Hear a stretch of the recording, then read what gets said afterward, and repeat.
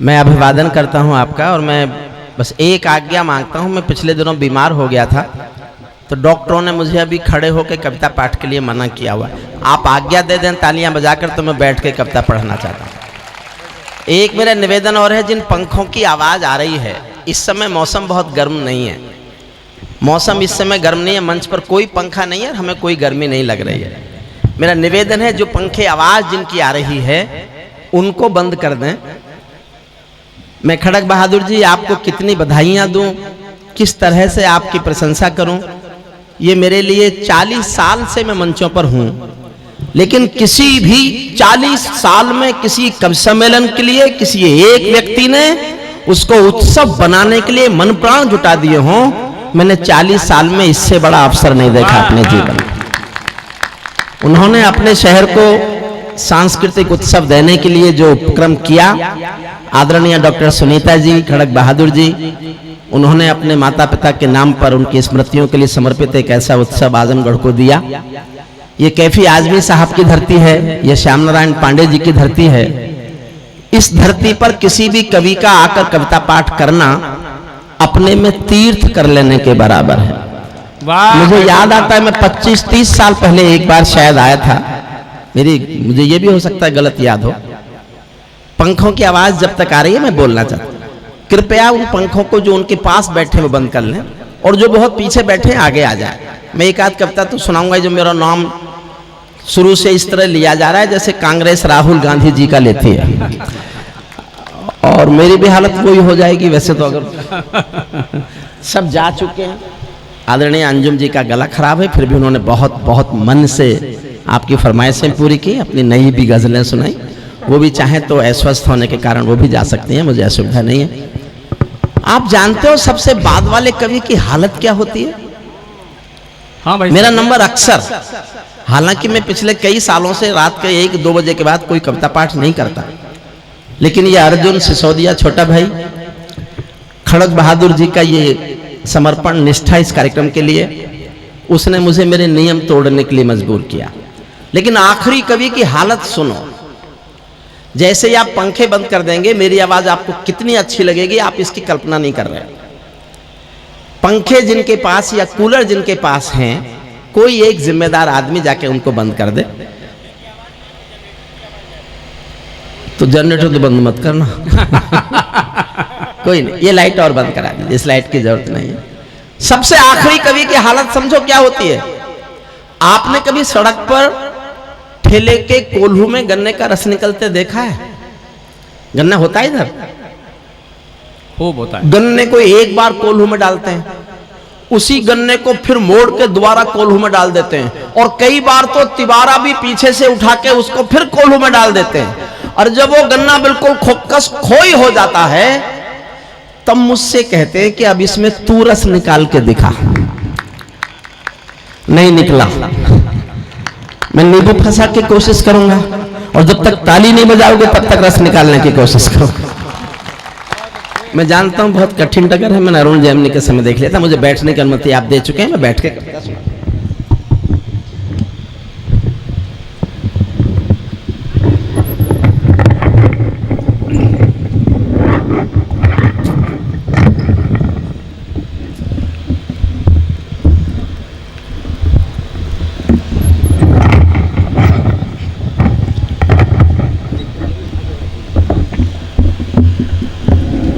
अब आरोग्य ने कर लिया, जो थोड़ा वॉल्यूम बढ़ा लो बस, ठीक है, बहुत बढ़िया।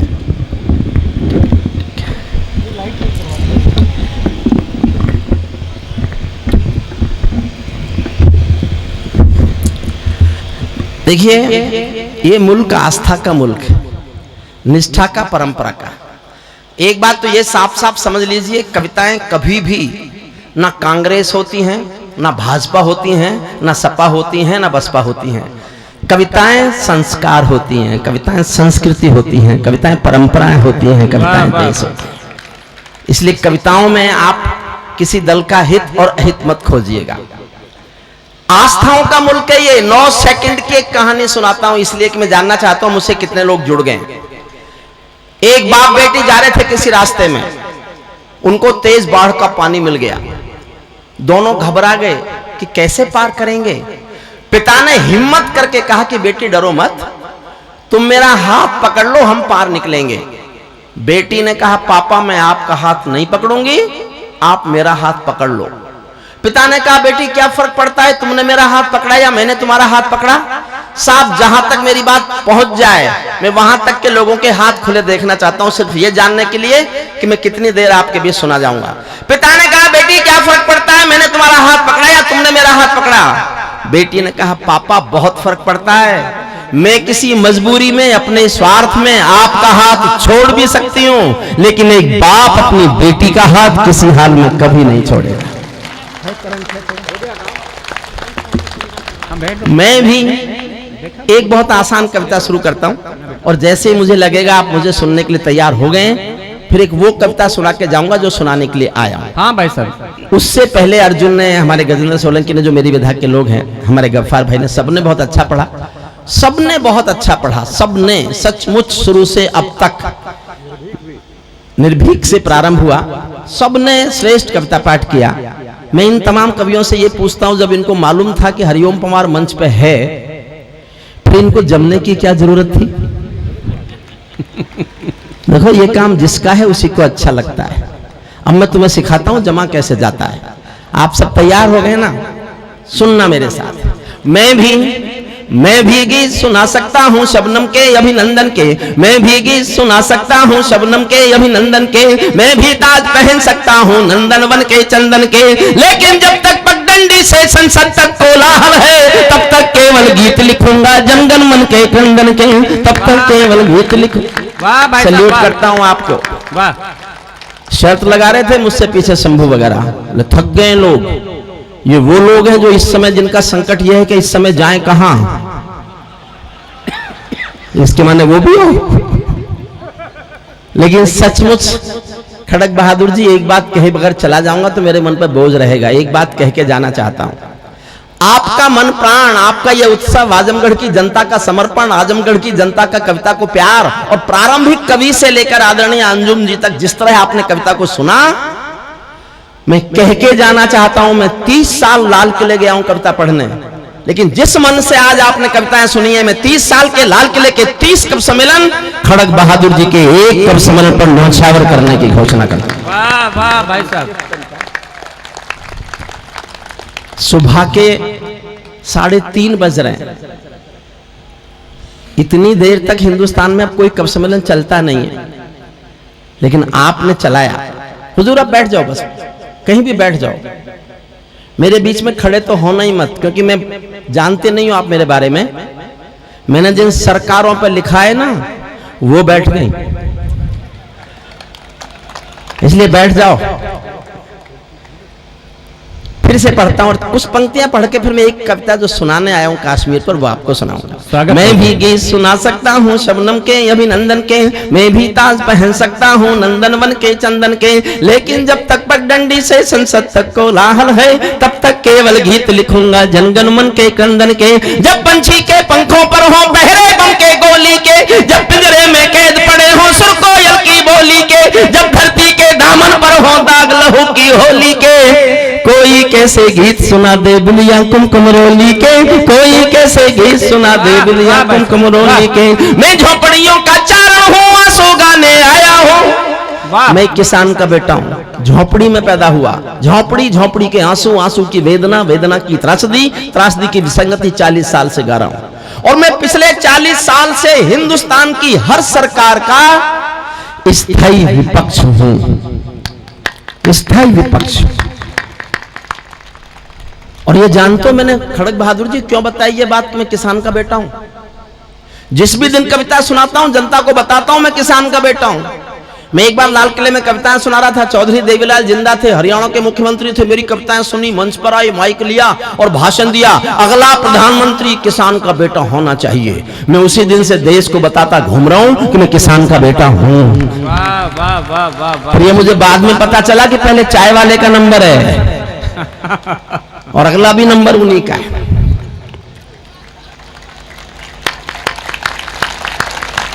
आप इतने समझदार हो तो मेरा काम चल जाएगा।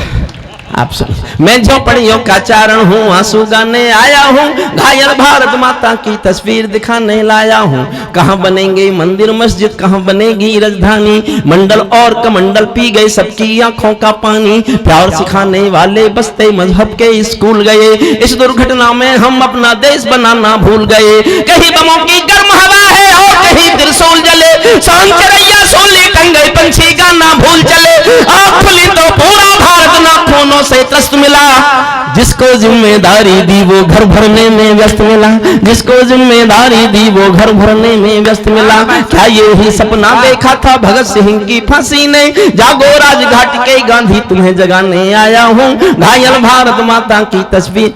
6 लाइन और पढ़ता हूँ साहब, और छठी लाइन आपके दिल में तीर की तरह चुभ जाए तो एक बार आकाश भर तालियां सुनना चाहता हूं, उसके बाद मैं वो कविता सुनाऊंगा जो मैं सुनाने आया हूं। 6 लाइन और सुन लीजिए बस। स्वागत भाई साहब। छठी पंक्ति पर मैं चाहता हूं कि मैं जानूं कि आप मुझसे ठीक से जुड़ गए। घायल भारत माता की तस्वीर दिखाने आया हूं, अंधकारों में समा गए जो तूफानों के बीच जले। अंधकार, हुजूर बैठ जाओ। हे आर्यपुत्र,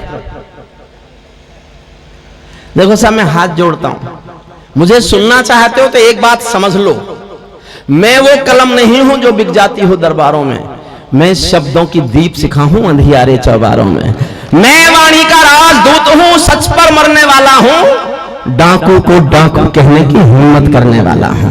मेरी कलम वचन देती है अंधियारों से लड़ने की, राजमहल के राजमुकुट के आगे तनकर अड़ने की। उस कवि का मर जाना ही अच्छा है जो खुददार नहीं, देश जले मैं कुछ ना बोलूं, मैं ऐसा गद्दार नहीं। 6 लाइन और पढ़ रहा हूं, फिर मैं एक कविता सुनाऊंगा बस। अरुण जी ने जो मुझे बताई है वो सुनिएगा। छठी पंक्ति दिल में तीर की तरह चुभ जाए तो एक बार आकाश भर तालियां सुना देना, फिर कविता सुनाऊंगा। अंधकारों में समा गए जो तूफानों के बीच जले, अंधकारों में समा गए जो तूफानों के बीच जले। मंजिल उनको मिली कभी जो 4 कदम भी नहीं चले। क्रांति कथा में दौड़ पड़े हैं, क्रांति कथा में दौड़ पड़े हैं गुमनामी की बाहों में, गुंडे तस्कर तले खड़े हैं राजमहल की राहों में। यहाँ शहीदों की पावन गाथाओं को अपमान मिला, डाकू ने खादी पहनी तो संसद में सम्मान मिला, डाकू ने खादी पहनी तो संसद। वाह वाह भाई साहब। अब आप सुनने के लिए तैयार हो गए। अब मैं वो कविता सुनाना चाहता हूं जो मैं सुनाना है।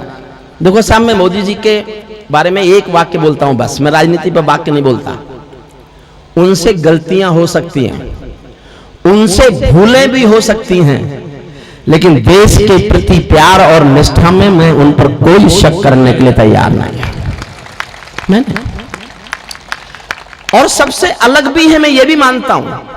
65 सालों में नेताओं ने नोट बांटे वोट ले ली, नोट बांटे वोट ले ली, नोट बांटे वोट ले ली। आपने कहीं ऐसा नेता देखा जिसने नोट छीन के वोट ले ली? छीन के वोट ले ली। लेकिन जो मैं कहना चाहता हूं वो सुनिए, दिल पर हाथ रखकर सुनना। ये पाकिस्तान हमसे डरता क्यों नहीं है?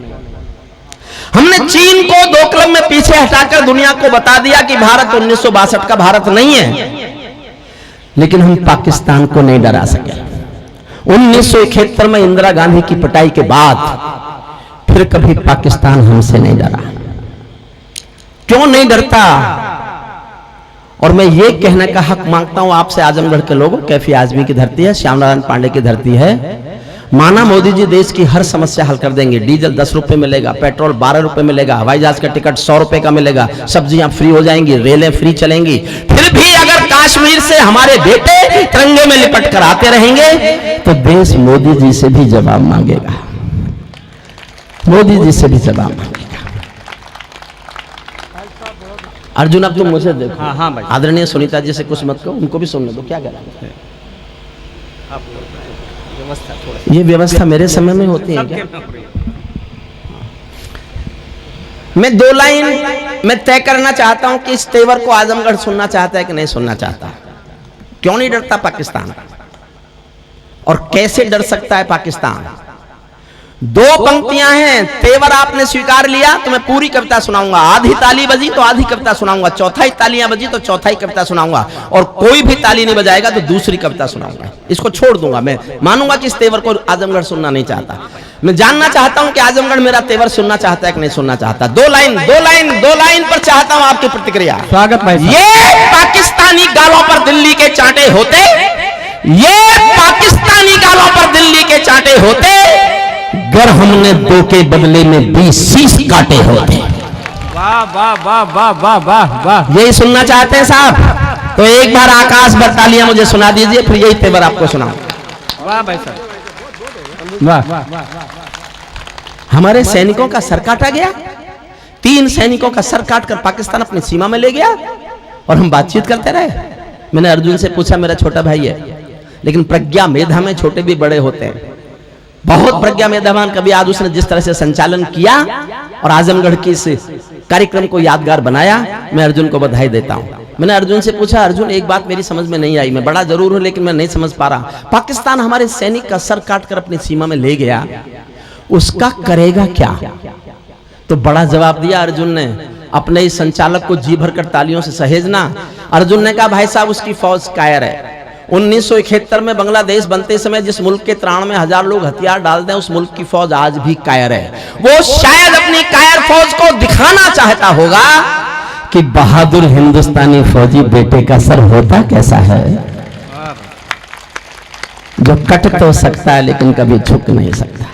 बस 10 सेकंड और दे देना। मैंने लिखी क्यों ये कविता, खड़क बहादुर जी आपको समर्पित करता हूं। मैंने लिखी क्यों ये कविता? एक पिंजरे में पालतू तोता था किसी के पास।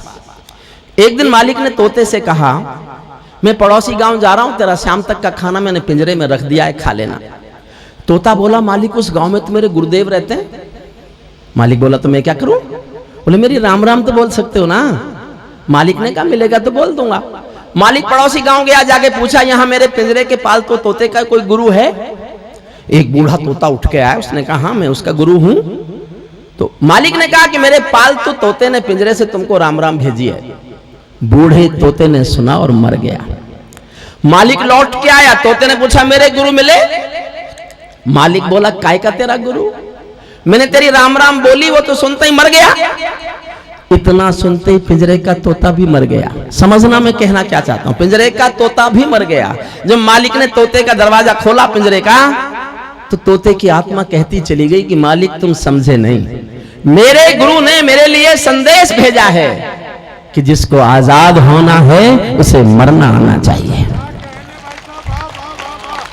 और शंभू, मैंने ये कहानी केवल इसलिए सुनाई कि भारत 1947 में आजाद हुआ, लेकिन फिर कभी एक साथ मरने को तैयार नहीं हुआ।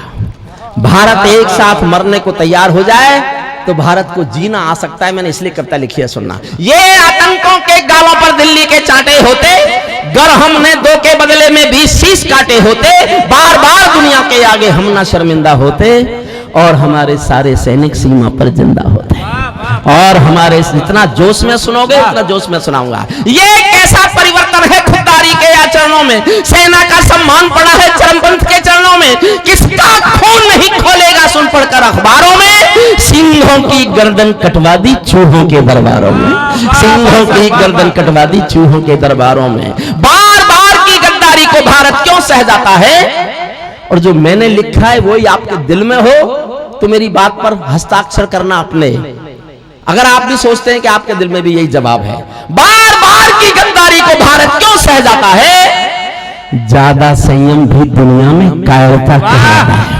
वाह, ज्यादा संयम भी दुनिया में कायरता कहलाता है। हमने 70 साल खो दिए श्वेत कपोत उड़ाने में, खूनी पंजों के गिद्धों को गायत्री समझाने में, भैंस के आगे बीन बजाना बहुत हो चुका बंद करो, खुद को बिच्छू से कटवाना बहुत हो चुका बंद करो, नाक खनी पर बेला चंपा कभी नहीं खिलने वाले, पत्थर की आंखों में आंसू कभी नहीं मिलने वाले।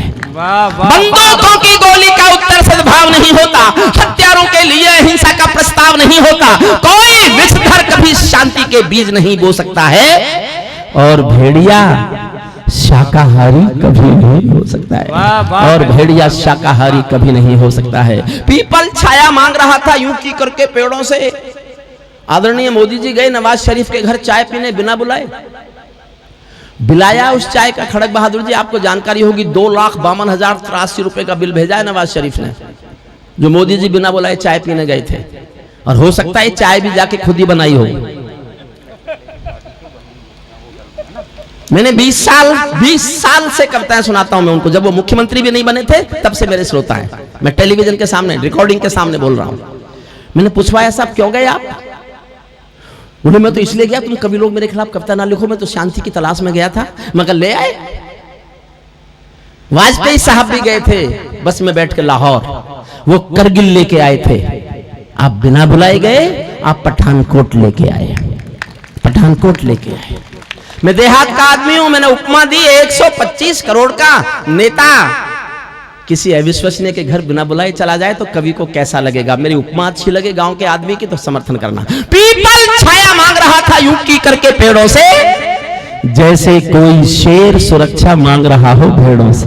जैसे कोई शेर सुरक्षा मांग रहा हो भेड़ों से, जैसे कोई मोती खोजे झीलों की गहराई में, हम कस्तूरी खोज रहे हैं उल्लू की परछाई में। हम कस्तूरी खोज रहे हैं उल्लू की परछाई में। जब सिंहों की राजसभा में गीदड़ गाने लगते हैं तो हाथी के मुंह के गन्ने चूहे खाने लगते हैं। रावलपिंडी वालों को सपने में काल दिखाओ तो, भारत माता की आंखों के डोरे लाल दिखाओ तो, दिल्ली वालों ठोकर मारो दुनिया के हथकंडों पर। इजराइल से जीना सीखो अपने ही भुजबंधों पर। इजराइल से जीना सीखो, इजराइल से जीना सीखो अपने ही भाई साहब। उधर एक बिलावल है, बिलावल मतलब उधर का वो जो इधर का ये। उसने एक बयान दिया मुझे पूरा कश्मीर चाहिए, इंच इंच, ये भाषा बोला वो इंच इंच।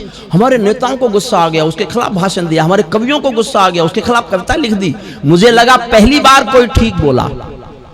उसकी बात ध्यान से सुनो। उसने कहा मुझे पूरा कश्मीर चाहिए। भाई पूरा तो हम पे भी नहीं है, तुझे देने के लिए पहले पूरा ले लें। बहुत अच्छे भाई साहब। और एक बार हम ले लें फिर तेरा बाप ले ले।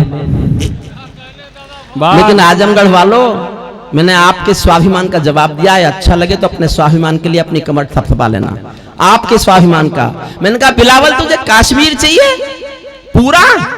ये हिंदुस्तान है, हिंदुस्तान में उत्तर प्रदेश भी है, उत्तर प्रदेश में आजमगढ़ भी है।